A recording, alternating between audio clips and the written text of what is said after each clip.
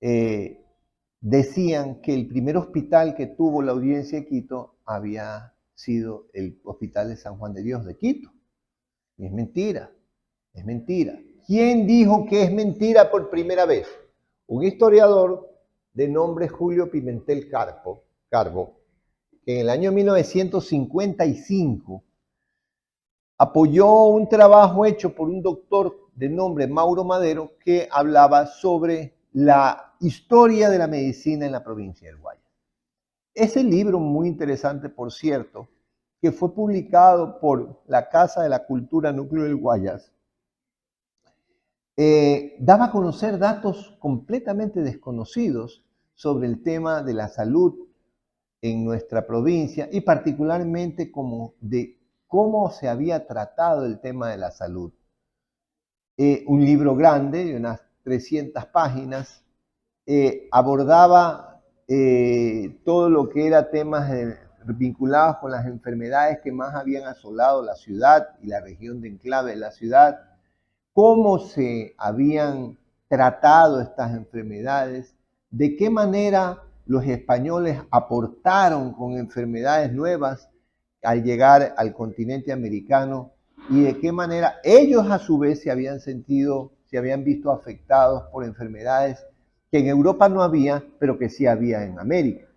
Obviamente, ellos venían sin los anticuerpos necesarios para enfrentar ese tipo de enfermedades y también habían los nativos americanos, no tenían los anticuerpos para enfrentar las enfermedades que estaban viniendo con los españoles. Entonces, todo esto Mauro Madero en su libro lo comentaba y también Julio Pimentel Carbo, que escribía para la Universidad de Guayaquil y para algunos periódicos, también hacía referencia a lo que decía Mauro Madero y también las cosas que de su propio peculio e investigaciones él podía sacar. ¿Qué había descubierto Julio Pimentel Carbo? Julio Pimentel Carbo había descubierto que era imposible, oígaseme bien, que el primer hospital que hubo en la Audiencia de Quito haya sido el de Quito. Por una razón sencillísima. En el año 1561, el rey de España, Carlos V, había dispuesto que se construyan casas de salud en todas las poblaciones de América. Ya para 1560-61, estamos hablando de que tenemos mucho más de medio siglo de un continente que está siendo poblado por europeos. Un continente que ya tiene como súbditos a los nativos del continente.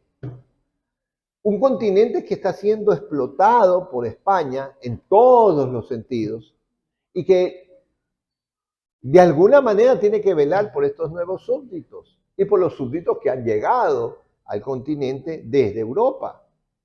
Lo mínimo que pueden hacer, ya que lo que están haciendo es extraer y extraer y extraer riqueza para llevarse a Europa, es hacerles casas de salud. Y estas casas de salud tenían que ser hechas por los gobernadores, por los corregidores y alcaldes de cada una de las poblaciones establecidas en el nuevo continente, en el nuevo mundo, en América. ¿Qué pasó aquí? ¿Quién tenía que establecerlas básicamente? En los virreinatos, los virreyes, en las audiencias, los presidentes de las audiencias, y en las gobernaciones, los gobernadores de las pequeñas provincias coloniales que formaban las audiencias. Pero si no existía, por ejemplo, un presidente de la Audiencia de Quito, el virrey del Perú, que era la audiencia, pertenecía al virreinato de Lima, el virrey de Lima no tenía a quién ordenarle que construyan pues, los hospitales.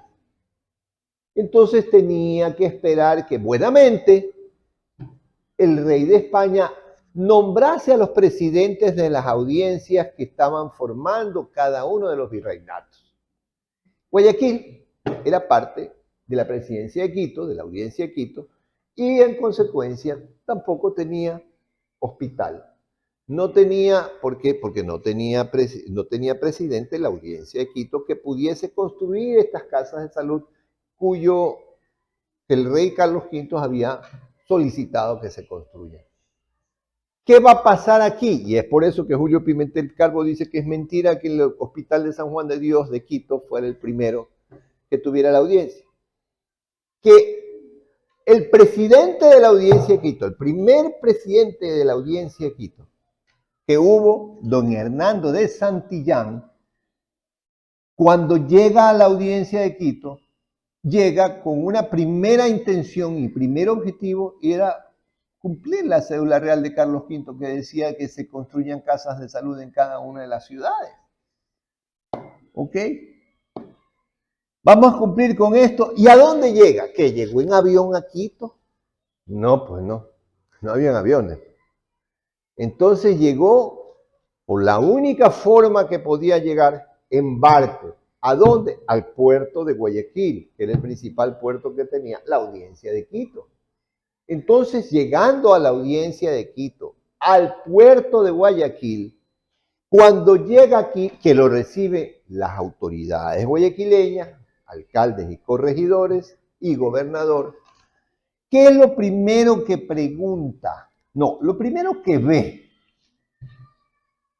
Cuando él llega al Cabildo, les voy a contar en dónde quedaba la Casa del Cabildo, lo que hoy en día es el Palacio Municipal. Para el año de 1564, que es cuando llega a Guayaquil, don Hernando de Santillán, Guayaquil está recién formándose. Guayaquil, toditita Guayaquil está construida, y ya cuando digo toditita se oye hartísimo, pero creo que son 10 casitas. Todo ese caserío está construido en la depresión que hay entre el Cerro Santana y el Cerro del Carmen, que es justo por esa calle donde va la Jacinto Morán de Butrón, sube por ahí y ahí baja hacia Puerto Santana. ¿Ok? Ahí en esa esplanadita que hay, ahí estaba Guayaquil. Eso era todo. Había ahí 10 casitas, una iglesia que quedaba justo en donde está la iglesia Santana que construyó Jaime Nebot allí en el Santana. Ahí quedaba la primera iglesia que tuvo Guayaquil. Entonces, en el año 1564, cuando llega Hernando de Santillán, Guayaquil está ahí arriba. Pero ¿qué es lo que ve Hernando de Santillán, el primer presidente de la audiencia de Quito, que le llama fuertemente la atención? Un montón, pero cuando digo montón, estoy hablando de montón, un montón de gente que está en el playón que da hacia el río, más o menos a la altura de donde hoy se encuentra el MAC, el Museo del Banco Central. Ahí había un playón que daba hacia el río, y por ahí entraba, cerca al pie del Fortín de la Planchada, entraba a un estero que casi terminaba en donde hoy está la iglesia de San Vicente. Todo ese playón, el playón del estero y el playón del río, repleto de gente tirada ahí entre las piedras y entre la arena del río. ¿Y qué característica en particular tenía esa gente? Todos estaban enfermos. ¿Por qué estaban tirados ahí? Eso le llama la atención a Hernando de Santillán y le pregunta al gobernador de Guayaquil, dígame, ¿por qué? ¿A qué atribuye usted esta gran cantidad de gente que está aquí echada? Se nota que son personas que están enfermas. ¿Qué es esto? Estamos hablando de que debe haber habido 35, 40 personas, que para ese entonces, pues una población que no llegaba a 1000 habitantes, era una montaña de gente enferma. ¿Qué le dice el corregidor? Ellos están aquí porque el río tiene propiedades milagrosas, tiene propiedades curativas maravillosas. Aquí entran en el río y en poco tiempo su temperatura elevadísima, la fiebre, ha bajado. Recordemos que para ese entonces, para bajar la temperatura, te ponían sangrías, es decir, te cortaban, o te ponían sanguijuelas, que te chuparan la sangre, te bajara la presión sanguínea, y y bajando la presión sanguínea, baja la temperatura. Entonces, Hernando de Santillán se sorprendió. Alguien le dijo, lo que provoca que baje la temperatura es una planta que arrastra el río que se llama zarzaparrilla. Y la zarzaparrilla tiene propiedades sudoríferas. Cuando una persona se baña en un agua en donde haya estado la zarzaparrilla, se haya por algún tiempo en agua tibiecita, te baja la temperatura. No es que la ingieres, sino que te metes en esa agua y tú absorbes el poder de la planta por los poros de la piel y baja la temperatura. ¿Qué es lo que dice entonces don Hernando de Santillán? Sí, todo puede ser, me parece maravilloso que el río tenga estas cualidades, pero no puede ser posible que no exista una casa de salud en donde pueda atenderse de una manera más metódica a las personas. No hay, necesitamos una casa de salud en donde se pueda atender a estas personas. El corregidor, el gobernador, el alcalde, las autoridades, en todo caso las autoridades de Guayaquil, entran en conocimiento de este pedido del presidente de la audiencia de Quito y le dicen que con seguridad ellos construirían el hospital. El hospital se le pondría el nombre de Santa Catalina Virgen y Mártir. No se sabe por qué, porque hemos averiguado, hay varias Santas Catalinas, hay Santa Catalina de Alejandría, hay Santa Catalina de Toledo, hay Santa Catalina hay 3 Santa Catalinas en el santoral español. Sin embargo, ninguna tiene relación con los enfermos.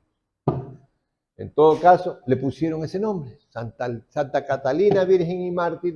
La única Virgen y Mártir de las Santas Catalinas que hay es la de Alejandría, pero nada tiene que ver con los enfermos. En todo caso, le pusieron ese nombre al hospital y lo colocan, lo construyen el hospital.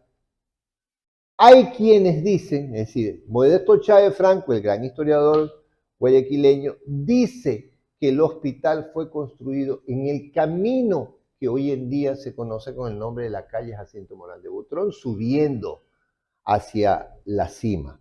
¿Tiene sentido? ¿Por qué? Porque si la ciudad estaba construida en esa depresión entre el Santana y el Carmen, tiene sentido que por ahí cerca lo hubiesen colocado el hospital.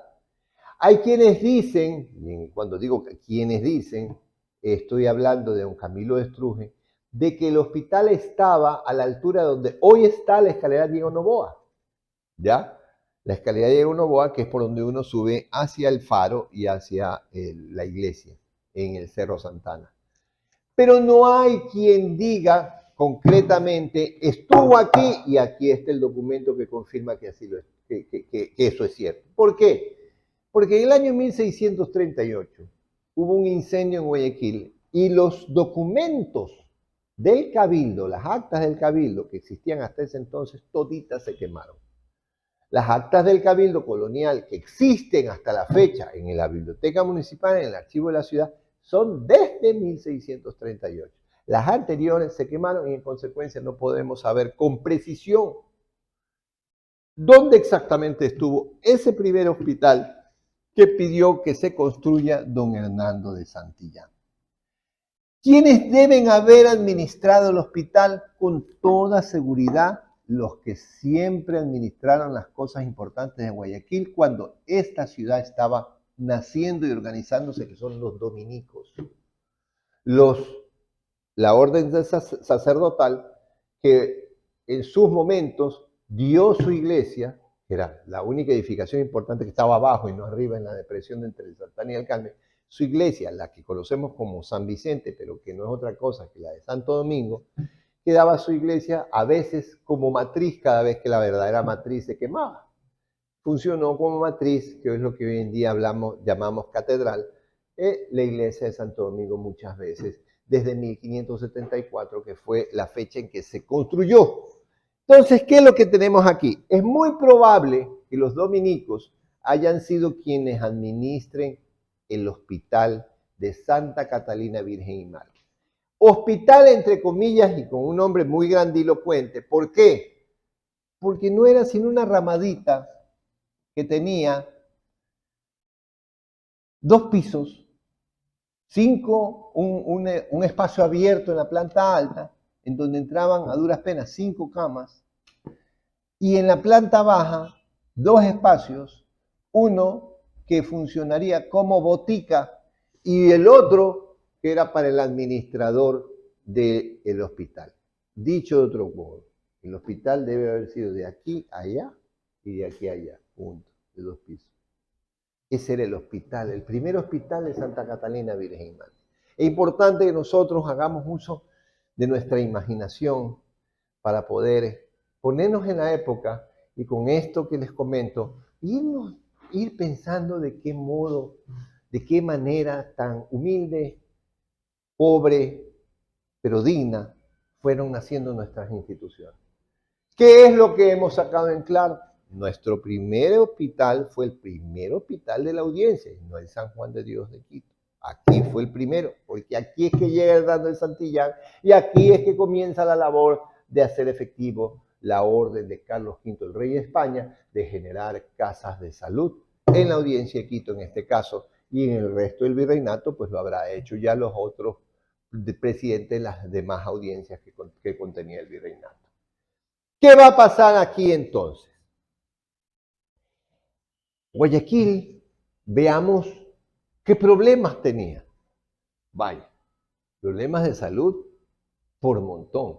Esas 5 camas definitivamente deben haber sido, pero extremadamente pocas.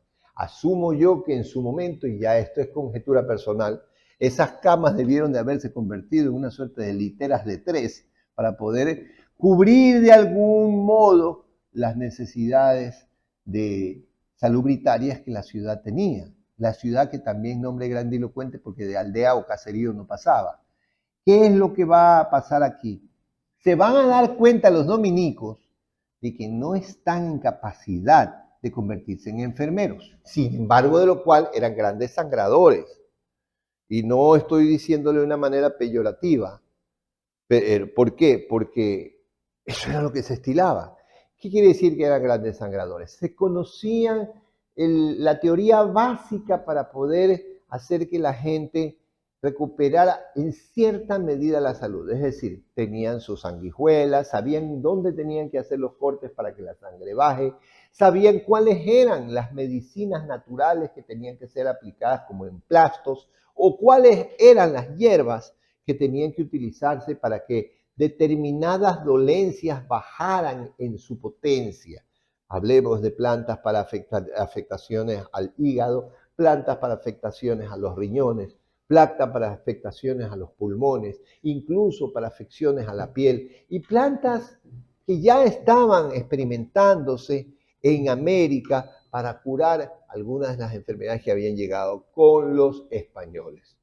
Además, había que curar a los españoles. Los españoles cuando llegaron aquí, lo primero que les cayó fue la sífilis. ¿Por qué? La sífilis era endémica de América, no de Europa. Y les cae la sífilis. ¿Por qué? Porque se comieron a cuanta india pudieron y pum, cayeron. Cayeron, por supuesto. Entre los nativos había anticuerpos para esa enfermedad. No les daba tan fácilmente. Les daba, sí, pero a los españoles todos cayeron con sífilis. Entonces había plantas que amainaban en cierta medida el efecto de esta brutal enfermedad. Entonces, ¿qué es lo que pasa? La botica, que también suena a una cosa grandiosa, llena de frascos y de cajas y de estuches. Mentira, las boticas no eran sino un montón de cajoncitos que tenían hierbitas en donde estaban la capacidad de curar que tenía cada hierba o los emplastos que eran hechos por los mismos boticarios o los mismos curas que se habían por curiosidad dedicado a esta función. Pero hay un momento en que los dominicos dicen, la verdad es que para esto no somos. La verdad es que podemos incluso hasta enseñar las primeras letras y dedicarnos a hacer una escuelita, que tampoco para eso somos, porque no nos da el mate para eso, porque la verdad no les daba. Eran solamente auxiliares espirituales de la gente. Y ya veremos después, en alguna otra charla, que los que realmente eran extraordinarios para conducir y educar a la gente eran los jesuitas, pero los jesuitas llegaron muy, muy tardíamente a Guayaquil. y que los realmente extraordinarios para cuidar de la salud eran los sanjuanderianos. Es una orden de la que muy poco se escucha. Eran los hermanos de San Juan de Dios. ¿Quién era San Juan de Dios para que entendamos? San Juan de Dios fue un santo que nació en Toledo en el año 1495 y que muy tempranamente, cuando él tenía unos 12 años, murió su madre. Y su padre, que era muy inclinado a las cuestiones religiosas, toma los hábitos. Este muchacho se queda sin papá y sin mamá. El uno, la madre porque se muere y el padre porque se hace cura, y se queda en manos de un abuelo. Muy tempranamente, parece que la tendencia estaba genéticamente en la sangre de este chico, muy tempranamente él se da cuenta que él también tiene inclinaciones religiosas. Y entonces pide permiso al arzobispo de Toledo para acoger, cuando ya está trabajando, ya es un joven que está produciendo, coger y en la casa en donde él vivía, hacer un centro asistencial para quienes, ancianos, niños, menesterosos, locos, para ayudar, sencillamente para ayudar. Fue un hombre que entregó su vida entera, murió joven porque no habrá tenido ni 45 años cuando falleció, pero había ayudado a una enorme cantidad de gente y había atraído a sus ideas a muchos otros individuos que deseaban ayudar a los demás, pero particularmente en su salud. Estando vivo aún pidió permiso y una bula al Papa con la finalidad de que el Papa forme una orden de enfermeros cristianos que llevara el nombre de San Juan de Dios. ¿Quién? ¿Quién era? Él. Porque fue canonizado muy tempranamente. Lo convirtieron en santo en el año 1635. Es decir, 90 años después de que él nació, él ya era un santo y era considerado el santo que ayuda, el santo de los enfermeros, el santo de aquellos que buscan la manera de ayudar a las personas que tienen afecciones de salud. Esta orden, el año de 1500, a fines de 1500, a fines del siglo XVI, inicios del siglo XVII, esta orden ya era una orden que se estaba haciendo famosa en Europa y era la orden que el rey de España disponía que se hiciera cargo de algunas de las más importantes casas de salud de América. Ellos no fueron, en Guayaquil esa no fue la excepción, porque los dominicos cogieron y le pidieron al virrey del Perú que por favor se contacte con los líderes de la Orden de San Juan de Dios para que manden a Guayaquil a un grupo de sanjuanderianos que se hicieran cargo del Hospital de Santa Catalina Virgen y Mártir. En el año de 1583 se quemó el hospital, porque hubo un incendio muy grande que quema esa población que estaba allá arriba, en esa depresión entre el Santana y el Carmen. Y ahí se quemaron toditas las casitas y todo lo que tenía Guayaquil en ese entonces se quemó. Y entonces baja la ciudad por primera vez y se comienzan a construir las casitas y las iglesias, que ya no hay solamente la de los dominicos, ya han llegado los agustinos, ya han llegado los franciscanos y ya están construyendo, ya han construido sus iglesias. Entonces ya se construyen las iglesias, se construyen las edificaciones para servicios básicos en un terreno que es el terreno que hoy en día ocupa la ESPOL y la estación de la Aerovía. Vuelvo a repetir, trato de ubicarlos en el tiempo y el espacio para que se den cuenta los tamaños minúsculos que tenía la ciudad de aquel entonces. Ese terreno era inmenso para la ciudad de Santiago de Guayaquil, que se estaba reconstruyendo después del incendio de 1583, en donde se va a construir la iglesia, el Hospital de Santa Catalina Virgen y Mártir. Vamos a ubicarnos. En la esquina de las calles Loja y Malecón, justo donde está la Aerovía, allí construyeron los guayaquileños de aquel entonces, a inicios del siglo XVII, van a construir una plaza que va a ser el centro de desarrollo, de actividad más importante del Guayaquil colonial más temprano.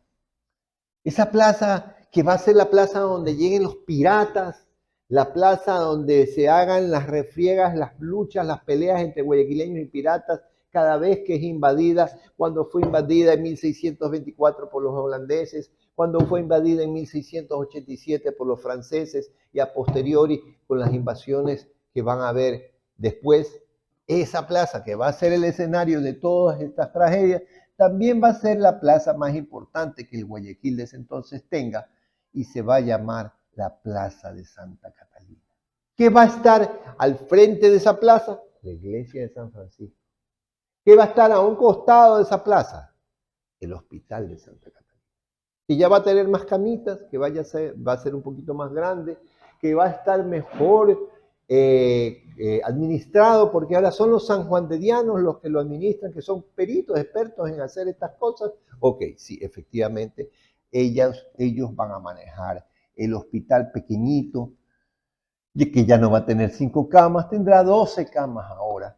Y ese hospital es el que incluso atenderá a algunos de los piratas que queden achiboleados aquí, tirados en el piso, luego que les pegaban su buena zurra a los guayaquileños, tanto en 1624 como en 1687, y atenderán a los heridos, a los quemados, provocadas también por los incendios y por los daños provocados por los mismos piratas, pero también se harán cargo de atender a todos los enfermos de viruela, que hubo una peste y viruela terrible a fines del siglo XVI, inicios del siglo XVII, y a todos los enfermos de las enfermedades clásicas que afectaban a las ciudades de los climas tropicales, como por ejemplo el paludismo.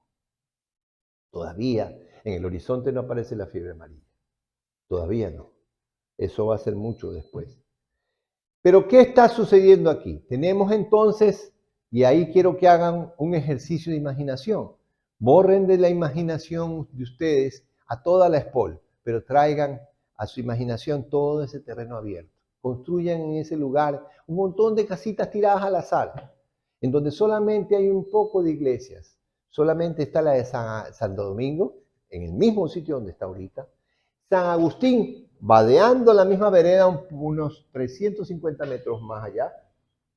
San Francisco, ahí en la plaza de Santa Catalina, justo en donde hoy está la estación de la aerovía, toda la estación, asuman que toda la estación es la plaza.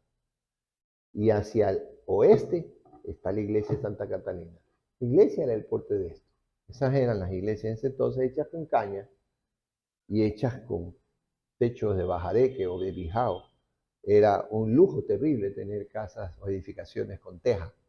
Las había, pero muy pocas. Y entonces, sin embargo, el lujo de hospital siempre tuvo teja. Era de cañita, pero era con teja.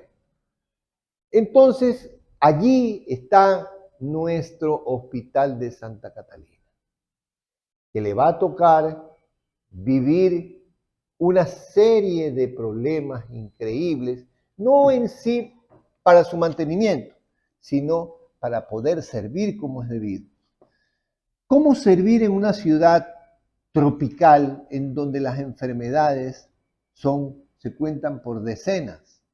¿Cómo servir en una ciudad en donde la pobreza era parte de la vida cotidiana porque todos los recursos que nacían del trabajo de los guayaquileños se iban a parar a Quito?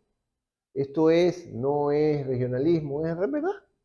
Era así, porque el presidente de la audiencia de Quito, todos los impuestos que se pagaban, se iban a Quito y en Quito tampoco se quedaban. De Quito se mandaba casi todo al virreinato de Lima, se mandaba al Perú. Porque no podemos decir tampoco, hay que ser justos, no es que se quedaba la plata en Quito, no, había que mandarla a donde estaba el centro administrativo del virreinato, en Lima. Problemas, sí, problemas sin fin para el mantenimiento, problemas sin fin para poder dotar de profesionales, entre comillas, porque médicos no había, eran solo enfermeros. Y aparecían casos excepcionales como algo que entra dentro del campo ya de la leyenda, pero que es historia pura, es de un niño que fue prácticamente, marca una etapa increíble del Hospital Santa Catalina porque tenía una habilidad extraordinaria para curar. Este niño había llegado, era hijo de un sargento mayor español que se había casado en Panamá y había tenido 2 hijos y se había venido hasta el Perú con sus 2 hijos, pero su familia vivía en Guayaquil. En Lima, que era donde estaba él cuando le llega la disposición de que se traslade a Guayaquil a servir, este señor deja a su esposa con sus 2 hijos en Lima y la esposa, cuando ya los niños están grandecitos, la chica tenía unos 7 añitos y el niño tenía ya casi 9, 10 años, le manda una carta al padre que estaba en Guayaquil y le dice, ¿sabes qué? En Lima no hay oportunidades para nuestros hijos. Llévalos a Guayaquil, que tú tienes familia que está en muy buenas condiciones económicas para que nos ayuden con la crianza de ellos. La niña era blanca, y el niño era negro, porque la madre era de raza negra. El niño era Martín. ¿Quién es este Martín? Es San Martín de Porres. ¿Qué va a pasar aquí? Aquí lo que va a pasar es que la niña la aceptaron la familia de él. Pero imagínense si todavía en nuestra sociedad tenemos tantos traumas y tantos prejuicios. Calculen ustedes casi 500 años atrás. Era 100 veces peor, ¿no? ¿Qué es lo que va a suceder? Martín, el padre, muy inteligentemente coge y se lo dio a los dominicos para que lo ayuden con la crianza de Martín. A la niña se la dio a su familia y la niña pues, creció, se casó, muy bien casada y toda la cosa. Pero Martín era desde niño sumamente especial y tenía unas capacidades como curandero increíbles. Increíbles. Entonces Martín, lo primero que le enseñaron fue a ser barbero. En ese entonces, el barbero y sangrador era casi lo mismo. ¿Qué quiere decir eso? Que el barbero se hacía cargo de muchas cosas relacionadas con la enfermería. Entonces le enseñan barbería y le enseñan a ser sangrador. Pero el niño aprende también a hacer pócimas y jarabes. ¿Con qué? Con las hierbas que se conocían que eran de utilidad y que básicamente las habían aprendido los españoles de quiénes, de los nativos del lugar, que conocían perfectamente qué plantas servían para curar qué afecciones, ¿verdad? Los nativos les habían enseñado a los españoles muchos de sus secretos para poder curar las afecciones que ellos sufrían y que también los españoles sufrían. Martín hizo cosas milagrosas en el Hospital de Santa Catalina, que ya estaba ubicado, el hospital que ya estaba ubicado en la Plaza de Santa Catalina, en donde hoy les digo que está la estación de la Aerovía en Loja y Malecón. Y allí, realmente, quien ha leído la vida de San Martín de Porres, se va a dar cuenta que en la biografía de él hay unos milagros de cuando era niño, pero no dicen dónde los hicieron, dónde los hizo. Aquí, fue en Guayaquil. ¿En dónde? En ese hospital, en el Hospital de Santa Catalina, Virgen y Mártir, en donde se vieron cosas realmente excepcionales y de donde él salió, mandado por los dominicos, hacia el Perú, en donde hizo ya el resto de su vida y donde él se convertiría en el hombre extraordinario que fue canonizado pocos años después de su muerte. Era importante contarles esta parte legendaria e interesante, pintoresca y mágica del Hospital de Santa Catalina de inicios del siglo XVII. ¿Por qué? Porque para esa época es cuando más problemas tiene Guayaquil. Ese siglo es el siglo de las invasiones piratas. Ese siglo es el siglo de mayor cantidad de enfermedades para Guayaquil. Ese siglo es el siglo de los incendios pequeños que van a exigir de los guayaquileños una reconstrucción permanente de sus edificaciones. Es el siglo en donde hay más injusticia de parte de las autoridades para con los guayaquileños. Y es el siglo, también, y hay que decirlo, en donde los guayaquileños se dan cuenta cuál es el potencial gigantesco de trabajo que ellos tienen y cuál es el potencial gigantesco que su tierra tiene para poder producir frutos que les permitan un mayor bienestar en su vida. Se van a dar cuenta en ese siglo del increíble tesoro que tienen en esa tierra con el cacao. Se van a dar cuenta en ese siglo que son increíblemente hábiles para construir barcos y van a ser el gran astillero de Guayaquil, que se convertirá en poco tiempo en el astillero más grande que España tenga en América. Y se van a entonces dar cuenta los guayaquileños de que la riqueza viene con el trabajo.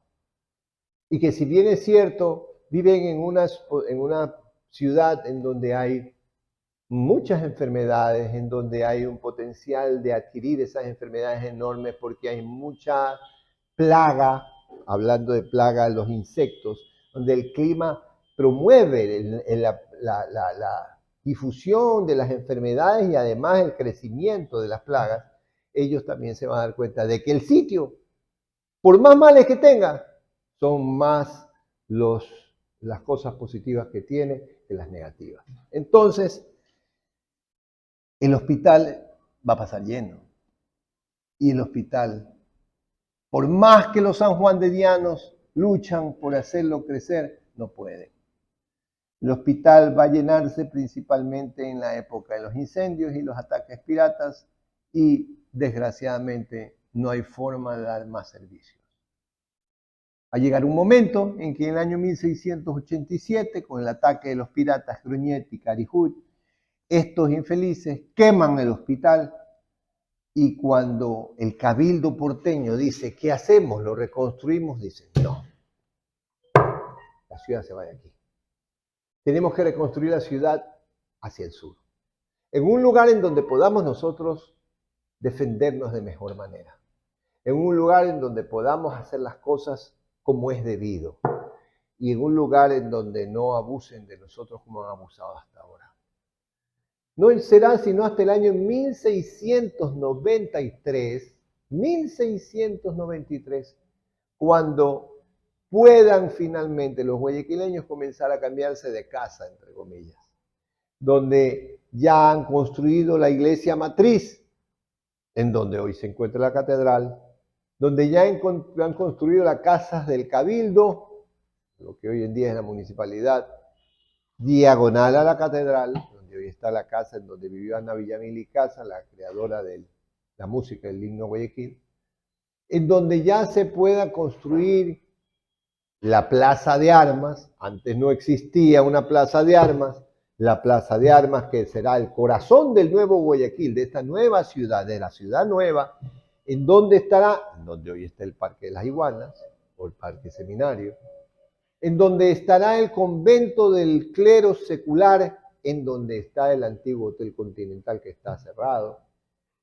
y en donde tendrán su espacio distintas iglesias, como por ejemplo la iglesia de San Agustín, que se construirá en donde hoy está la biblioteca municipal, en la esquina de 10 de agosto y Pedro Carbo, y se irán construyendo las casas de todas las personas que habitando en la vieja ciudad se cambian a ciudad, a esta nueva ciudad. ¿Dónde van a construir el hospital?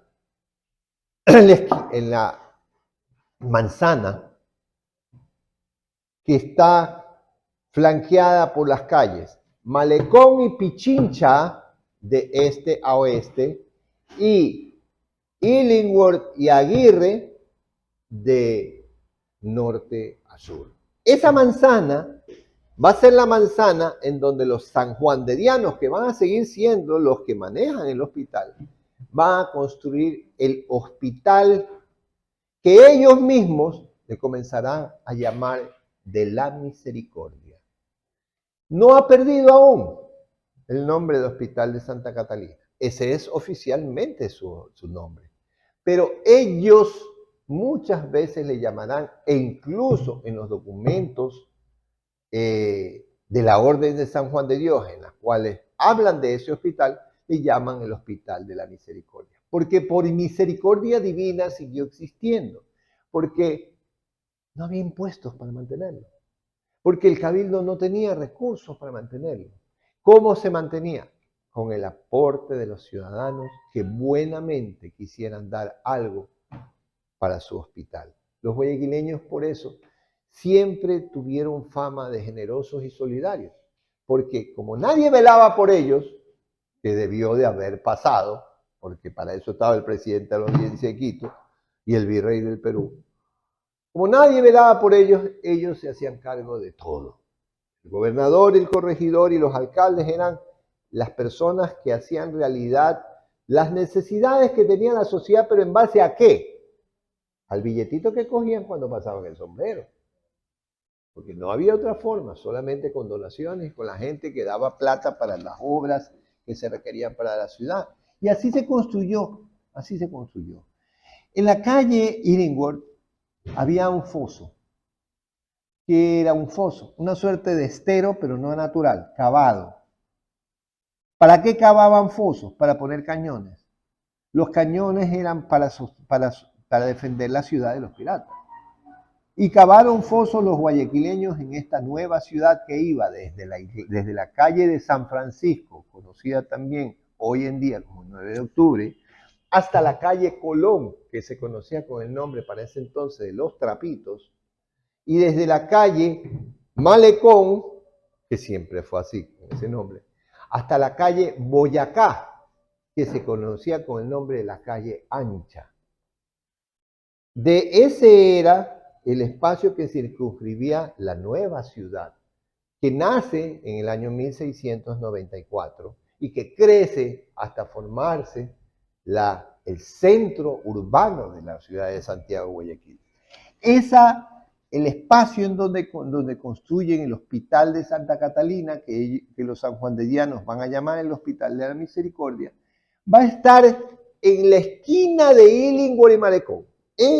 Ese va a ser un edificio más o menos grandecito ya. El hospital va a tener 2 pisos, hecho con arquerías de medio punto, tanto en la planta alta como en la planta baja, con 8 grandes locales comerciales abajo, ojo, pilas los sanjuanderianos.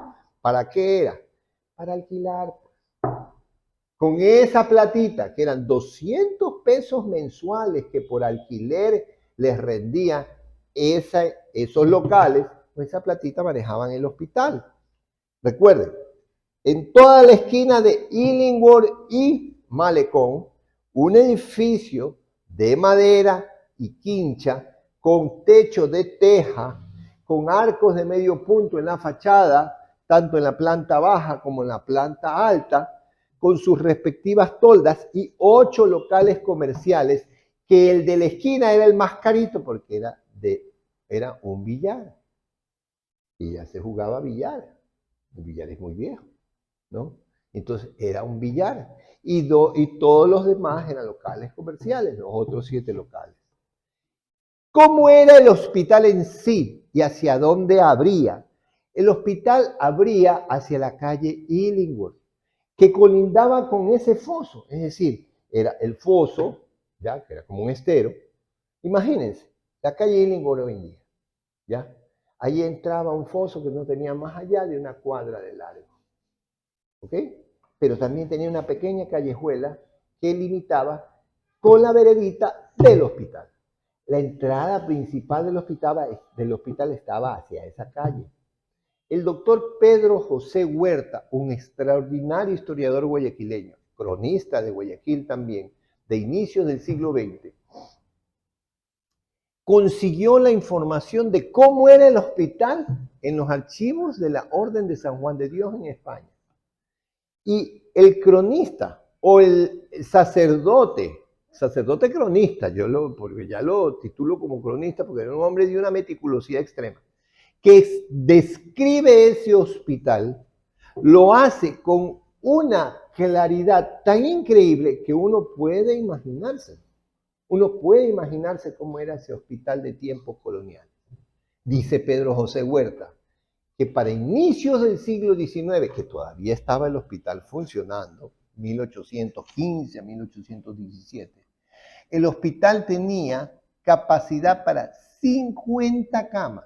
Era un señor hospital, pues. O sea, recordando las capacidades pequeñísimas de nuestro hospital de Santa Catalina, de cuando estábamos en Ciudad Vieja, ya en donde está la Espolo hoy en día, y la capacidad que tenía era un señor hospital, pues. Y dice que la entrada era una entrada muy bella, que estaba formada por un gran arco y que se veía a la entrada una pintura de San Juan de Dios llevando en sus brazos a un enfermo, que a la derecha se encontraba la oficina de administración del hospital y a la izquierda, a la entrada, de una gran entrada del hospital, se encontraba la botica.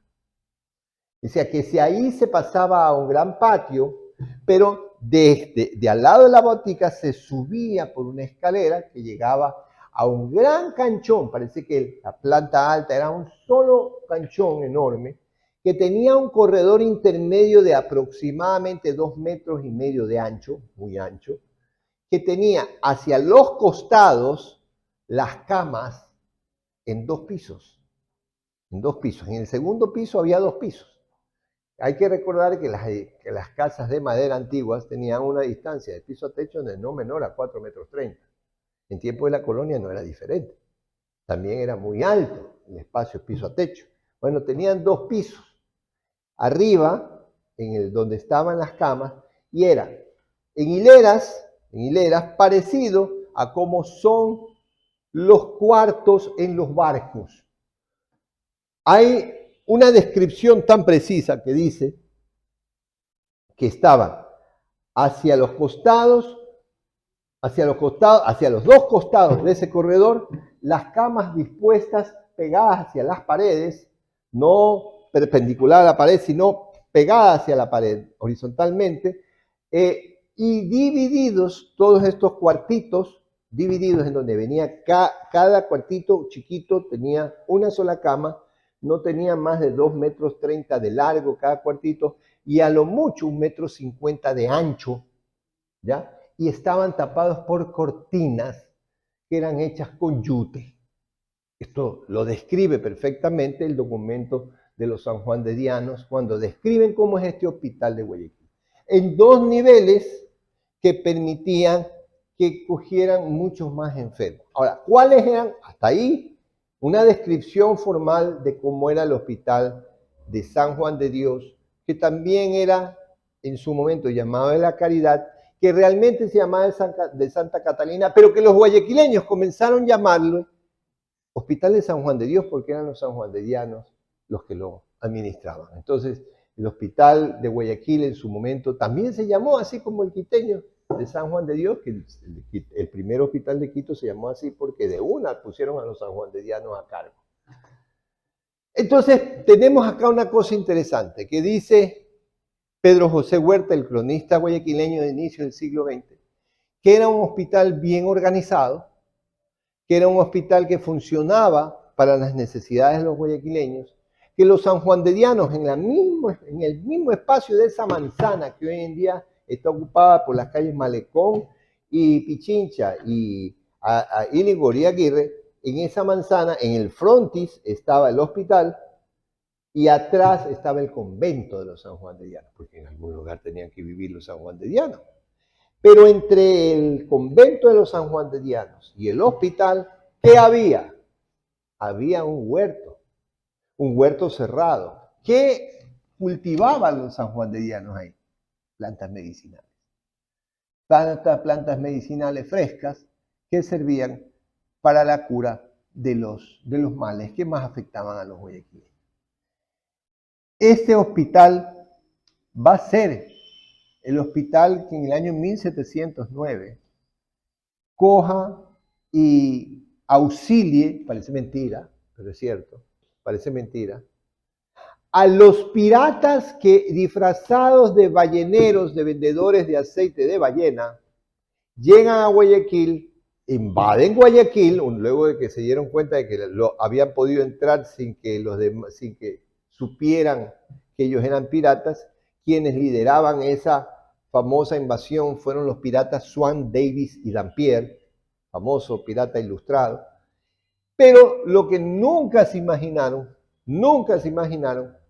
es que se iban a enfermar en Guayaquil. ¿Qué les dio en Guayaquil? Escarlatina. ¿Qué venían teniendo ellos en el barco, el que los trajo acá? Escorbuto. ¿Quién venía en ese barco? El doctor Dover, en uno de los barcos que llegaron los ingleses, Swan, Davis y Dampier, a invadir, que fue la tercera y última invasión que tuvo Guayaquil. El doctor Dover, que fue el creador de la famosa píldora de Dover, en el siglo XVIII curó finalmente el escorbuto, hace sus experimentos en Guayaquil, en el hospital de Santa Catalina. ¿Qué logra encontrar? Es en Guayaquil en donde el doctor Dover se da cuenta que el ácido cítrico es el que cura el escorbuto.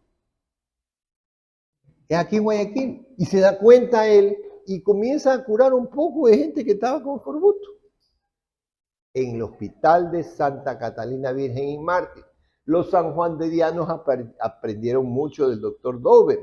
Y este es un detalle interesantísimo que es importante conocer. ¿Por qué?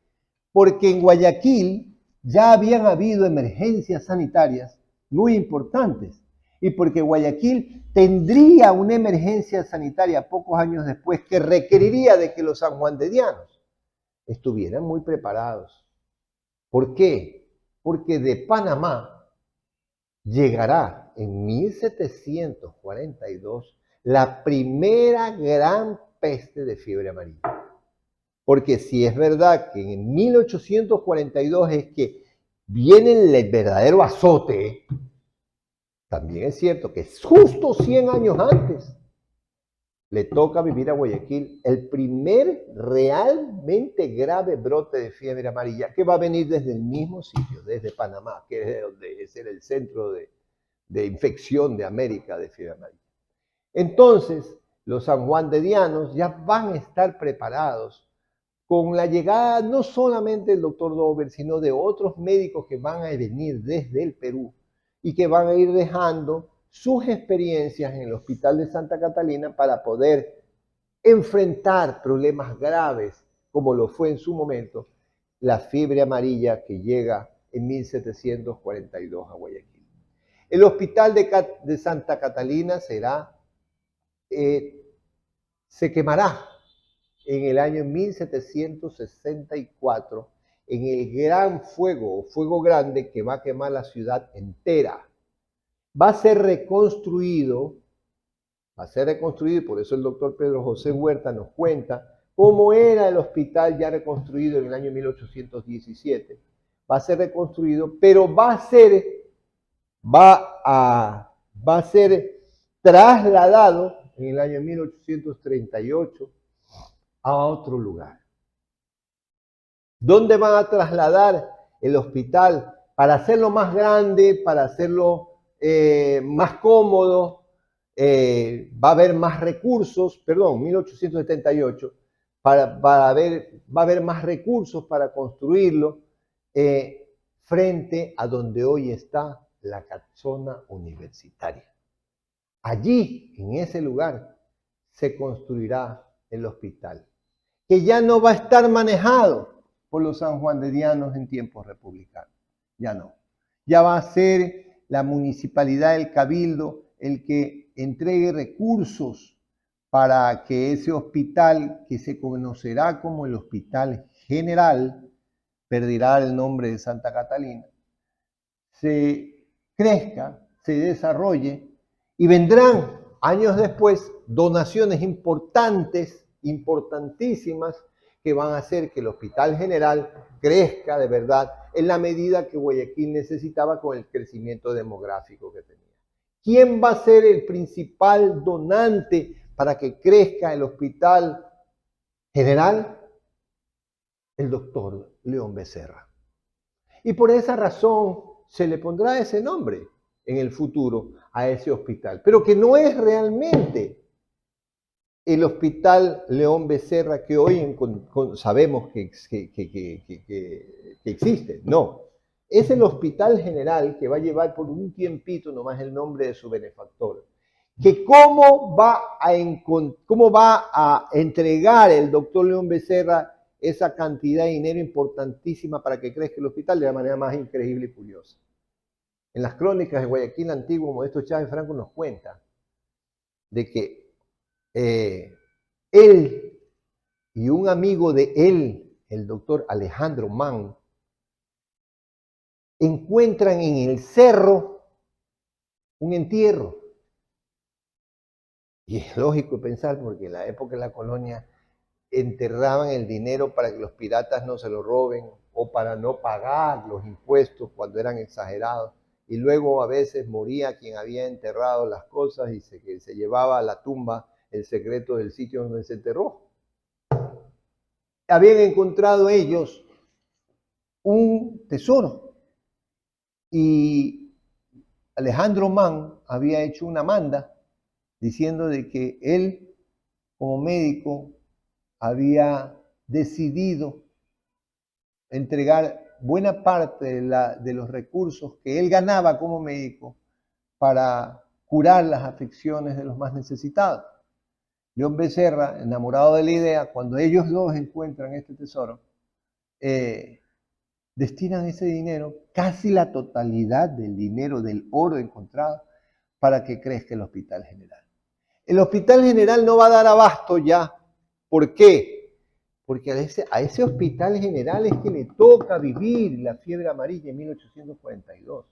Ya el Hospital de Santa Catalina ha sido trasladado hacia este emplazamiento al que les hago referencia. Y a ese hospital es que le toca vivir esta desgracia. Obviamente no van a poder cubrir las necesidades porque la gente moría mucho más rápido de lo que podía intentarse curar, porque no se conocía la curación de la fiebre amarilla. Si no es por Hideño Noguchi no se hubiera podido conocer nunca. Entonces, en el año 1918 ya recién va a llegar Hideño Noguchi a Guayaquil y van a hacer unos experimentos en donde el doctor Modesto Calvo Novoa, el famoso doctor del carrito viejo que está en el Museo Municipal, el doctor Modesto Calvo Novoa fue asistente de Hideño Noguchi y conoce las investigaciones que él hace para la cura de la fiebre amarilla, pero en ese entonces, en el 42, no se tenía ni la más remota idea de cómo curar. Más o menos cómo bajar la fiebre, pero para de contar. Pero ni bubónica ni fiebre amarilla se conocían cómo se tenía que curar. Entonces, este hospital va a vivir esa emergencia. Las iglesias, que era donde se enterraba a la gente, porque las cofradías estaban en las iglesias, que eran donde estaban los cementerios en Tierra Santa, que así se llamaba, no se dieron abasto y tuvo que construirse fosas comunes para poder tirar los cadáveres de la cantidad de muertos que hubo en 1842. Hay que recordar, Guayaquil para 1842 debe haber tenido aproximadamente unos 18.000 a 20.000 habitantes, no más. Cuando se inicia la epidemia de la fiebre amarilla, la gente se fue a sus haciendas y en Guayaquil solamente quedaron 10.000 habitantes. Todo el mundo se fue a sus haciendas porque sabían que allí era el foco de infección. Y de esos 10.000 habitantes murieron 3.000. Rocafuerte construyó un hospital que evitara el contagio rápido, un canchón enorme en donde mandaban a los enfermos ya declarados en la Atarazana. Ahí se construyó en el año 42, 1842, una gran ramada de caña donde iban ya los enfermos que estaban prácticamente desahuciados. ¿Por qué? Primero porque había que separarlos de los que no se sabía si estaban totalmente enfermos. Y segundo, porque era tremendamente contagioso y el hospital general no se abastecía para la cantidad de camas que se requerían. En esa enfermedad brutal que vive Guayaquil, se va a lucir enormemente un médico que pasará a la historia, el doctor José Mascote. Existe una calle con su nombre, no es por gusto, es porque ese hombre luchó contra la fiebre amarilla y milagrosamente no cayó con ella, como Rocafuerte, que tampoco se enfermó, sin embargo murió de fiebre amarilla, pero se enfermó en Lima, no aquí. ¿Qué es lo que va a pasar en el momento en que se dan cuenta que el hospital ya no abastece a fines del siglo XIX? Trasladarán el hospital al pie del Cerro San Lázaro. ¿Dónde es el Cerro San Lázaro? Amigos, eso es algo que parece un secreto para iniciados, pero el Cerro del Carmen tiene la mitad, se llama San Lázaro, la mitad se llama del Carmen. San Lázaro es la parte donde está el cementerio.